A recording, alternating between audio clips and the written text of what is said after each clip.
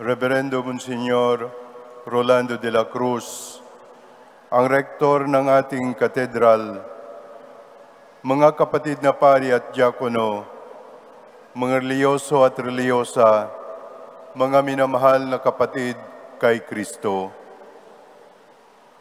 First, let me greet you in advance. Happy New Year to all of you. Mabiyayang bagong taon sa ating lahat. Katulad ng mga pastol sa ating ebanghelyo, magpuri at magbunyi tayo sa Panginoon sa mga dakilang bagay na ginawa niya sa atin sa taong 2024 na malapit nang magtapos.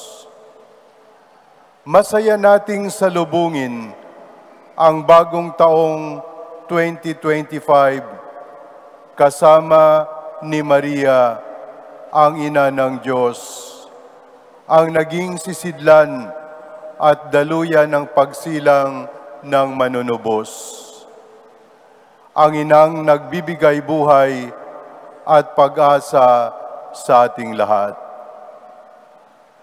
Maglaan tayo ng panahon sa panalangin at katahimikan. Katulad ni Maria, itago natin at ipagpasalamat sa ating mga puso ang mga nangyari sa taong 2024. Pagnilayan at pagyamanin natin ang mga aral na dadalhin natin sa panibagong taon. Sa kabila ng mga ingay sa ating paligid, sa mga nakakaaliw na liwanag sa himpapawid, manalangin tayo ng taimtim para sa kapayapaan. Kailangan ito ng mundo natin ngayon. Ipagdasal natin ang mga kapatid natin sa iba't ibang dako ng daigdig na nababalot ng karahasan at digmaan. Dasalin nating lagi ang ating salmong tugunan para sa mga kapatid nating laging nasa panganib at pagbabanta. Kami iyong kaawaan, pagpalain poong mahal. Gayunpaman, masaya ang pagsalubong natin ng bagong taong 2025 sapagkat taon din ito ng hubileo. Isang banal na taon kung saan sama-sama tayong maglalakbay bilang sambayanan ng Diyos na hindi kailanman mapapagod at mawawalan ng pag-asa. Sa taong 2025, sisikapin nating isabuhay ang diwa ng hubileo, ang pagpapatawad ng utang, ang pagpapahinga ng lupa, ang pagbabalik sa pamilya. Ang taon ng hubileo ay panahon ng pagpapalaya at pagpapanibago, pagdiriwang at pagpapasalamat sa nag-uumapaw na kagandahang loob ng Diyos.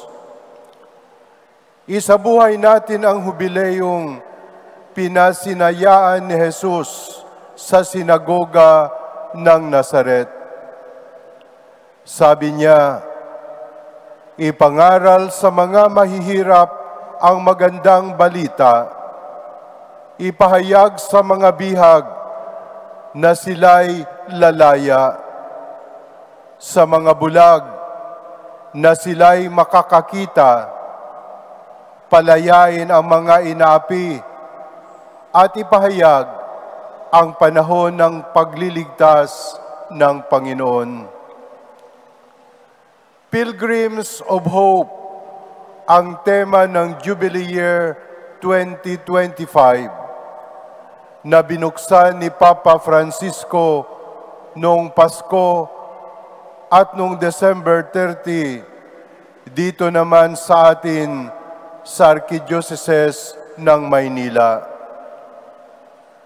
Nais ng Santo Papa na mabanaagan sa lahat ng mga Kristiyano ang mukha ng pag-asa at hindi ang mukha ng takot o pangamba. Nais ng taon ng Hubileo na ang bawat Kristiyano ay maging instrumento ng pag-asa para sa kapwa. Napakaraming dahilan para tayo ay malungkot at mawalan ng gana sa buhay. Ngunit napakarami ring dahilan kung bakit hindi tayo dapat sumuko. Kay Jesus ang ating pag-asa. Sa kanyang pag-ibig, hindi tayo mabibigo. Siya ay tapat sa kanyang mga pangako.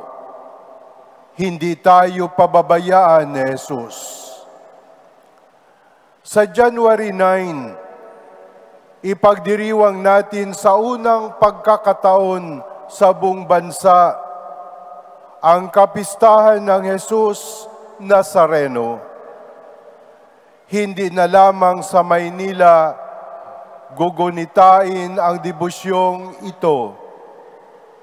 Ang bansang Pilipinas ay sisigaw ng Viva Jesus Nazareno. Patunay ito ng pag-asa ay mananatiling buhay sa ating mga puso at kalooban. Kay Jesus Nazareno, may pag-asa, may bukas pa. Hinihikayat ko kayong lahat na paigtingin natin ang pagdiriwang ng Jubilee Year of Hope. Minsang sinabi ni Pope Benedict XVI, "The one who has hope lives differently. The one who has hope has been granted the gift of a new life." Gawin nating totoo ito sa ating mga pamilya at pamayanan. Magmuhay tayo sa pag-asa, hindi sa pagiging paasa at palaasa. Ang mga paasa ay mga taong hindi marunong tumupad sa mga pangako.